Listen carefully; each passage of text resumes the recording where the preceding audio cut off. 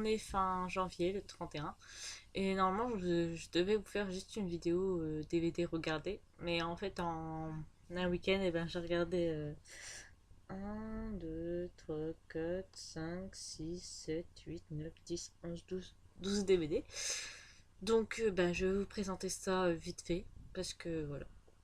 Alors, en fait, je me suis fait une petite book jar de DVD avec tous les noms de mes DVD. Comme ça, j'en pioche un et je le regarde quand j'en ai envie. Donc, j'ai pioché Scooby-Doo. Alors, j'ai même pas besoin de le représenter, hein, c'est un truc archi vu. Mais j'adore parce qu'il y a des bêtes géantes et tout ça qui explosent au soleil. Et t'as le Scooby Gang qui doit venir dans le parc d'attractions de Spooky Island parce que les adultes, les jeunes adultes arrivent et comme des foufous et repartent avec le cerveau lavé. Donc ils doivent arriver. Donc on va sur Scooby-Doo, Daphné, tout ça quoi. Donc c'est marrant, hein. Et puis les enfants ils peuvent regarder, c'est super drôle. Avec Scooby-Doo et je sais plus comment il s'appelle lui. Samy. Donc voilà. Ils sont vraiment trop marrants. Donc voilà. J'ai regardé ça. Après j'ai regardé ça. L'Aube rouge. Alors, il est super. C'est pas juste parce qu'il y a Pita et Thor dedans, mais franchement, il est super comme film. Au début, j'avais regardé des critiques sur internet et tout ça, et j'avais dit, ouais, ok. En fait, je l'ai acheté 5 euros, je vais être super déçue et tout ça. Parce qu'il y avait du mitigé en fait. Et ce film est juste super. C'est Préparez-vous à la guerre totale, l'Aube rouge. En fait, il paraît que c'est d'une histoire vraie. Et en fait, c'est marqué un matin, les habitants d'une ville américaine se réveillent pour découvrir l'incroyable. Des forces armées étrangères sont en train de les envahir. Très vite, les citoyens sont faits prisonniers et l'ennemi occupe le secteur. Un groupe de jeunes parvient à s'enfuir et se cache dans les bois et ils n'ont pas dit leur dernier mot. Leur combat ne fait que commencer. Et en fait, c'est ça, c'est un petit groupe qui se rebelle en fait contre des Chinois ou des Japonais, je sais plus. Et en fait, c'est de l'action du début à la fin. Et en fait, à chaque fois qu'ils se rebellent, à chaque fois genre, ils arrivent puis ils mettent une bombe, et ils signent d'un nom. En fait, le nom c'est Wolverine. Et je trouve ça super fort. Et en fait, il paraît que c'est d'une vraie histoire, mais que le nom c'était pas Wolverine quoi. Ils avaient signé d'autres choses. Je sais plus où j'avais vu ça. J'avais vu ça quelque part comme quoi c'était tiré d'une histoire vraie, mais je sais plus où. Peut-être sur internet, j'avais regardé. Bah oui, j'avais regardé pour voir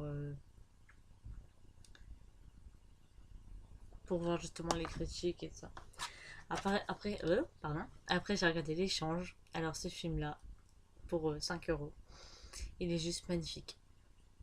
En gros, c'est l'histoire d'une mère dans les années 1928 qui part au travail, qui laisse son petit garçon au matin, qui revient au soir un peu tard, genre vers 7 heures.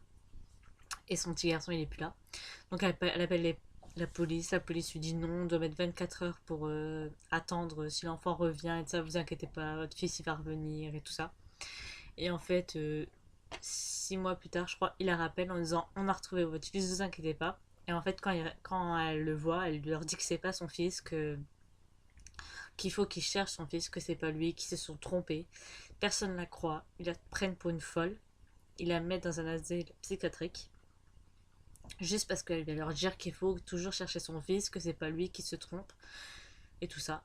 Et en fait, je sais pas, pendant des mois, il certifie que c'est bien lui, qu'il n'y a aucune tromperie et tout ça, parce que le petit a bien dit qu'il s'appelait un tel, qu'il habitait à un tel et tout ça. Et en gros, vers le milieu, il se rend compte que c'est pas lui. Et qu'en gros, son petit garçon s'est peut-être fait tuer par un tueur en série d'enfants. Et là, donc, ils essaient de se remettre sur le truc du tueur en série, d'essayer de voir si son fils a vraiment été tué par cet homme-là. Et en fait, jusqu'à la fin, on ne sait pas. et je vous laisse découvrir si elle le retrouve. C'est voilà, l'échange. C'est vraiment super beau. Il dure 2h15 je crois, mais franchement, on les voit pas passer et c'est avec Angelina Jolie. Et il est magnifique comme film. Après, j'ai regardé Sex Intention. Et en fait, j'ai vu, je sais pas si c'est Sex Intention le titre ou Cruelle Intention. Et franchement, je préférerais Cruelle Intention. Parce qu'il n'y a pas vraiment de sexe dedans et c'est. Voilà quoi. Alors, ce film-là, il est pas super, hein, c'est pas un film de ouf quoi. Mais j'ai bien aimé. Je l'avais déjà vu et en fait, j'adore les chansons, les musiques qu'il y a dedans. Et donc, voilà.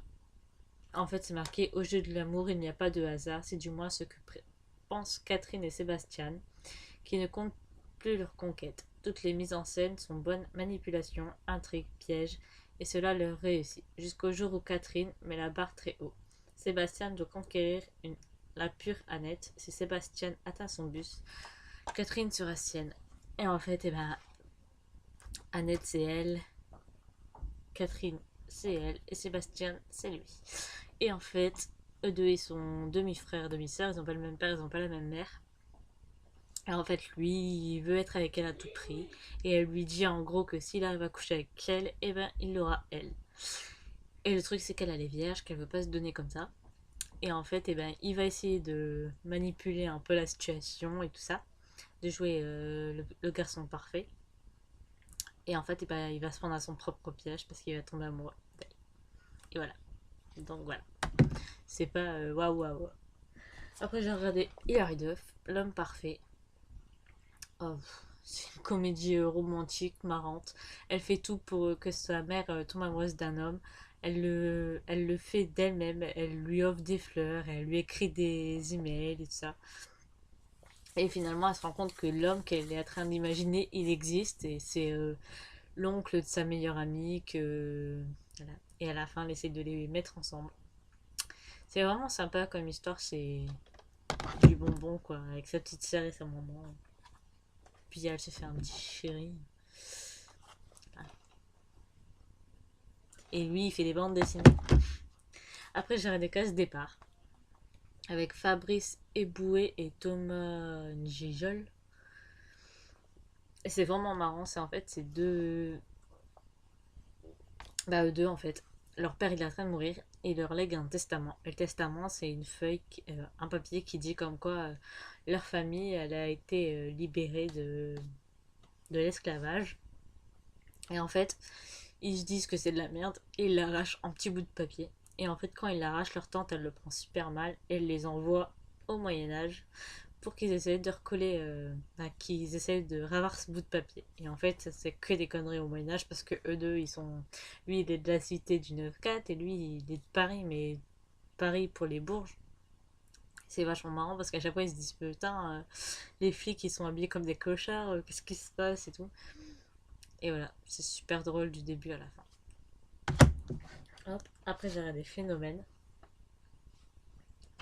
Ça, c'est vachement bien. En fait, c'est la nature qui veut reprendre sa place.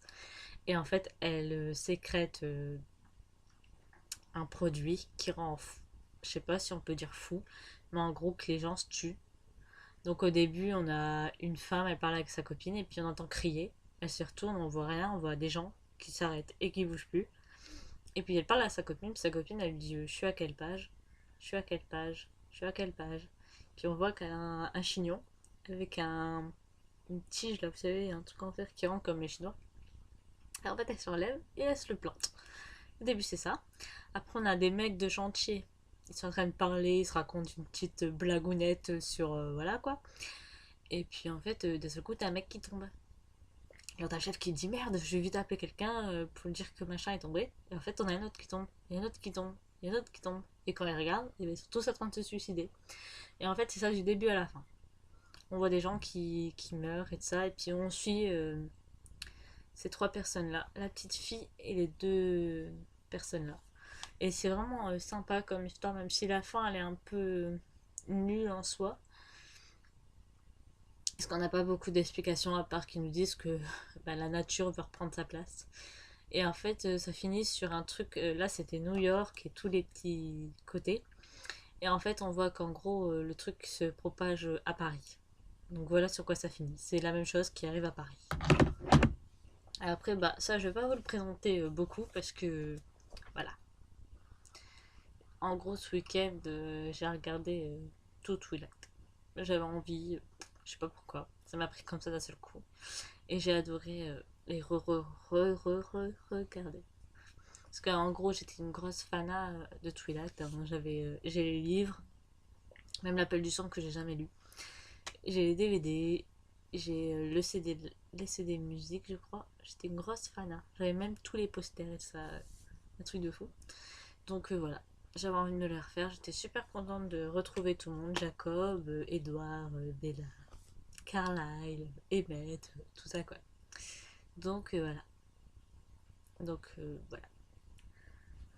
Bon, ceux-là, je les avais pas regardés en un seul week-end, hein. En gros, ces trois-là, je les avais regardés dans la semaine et j'avais regardé ces quatre-là et tous les Twilight ce week-end.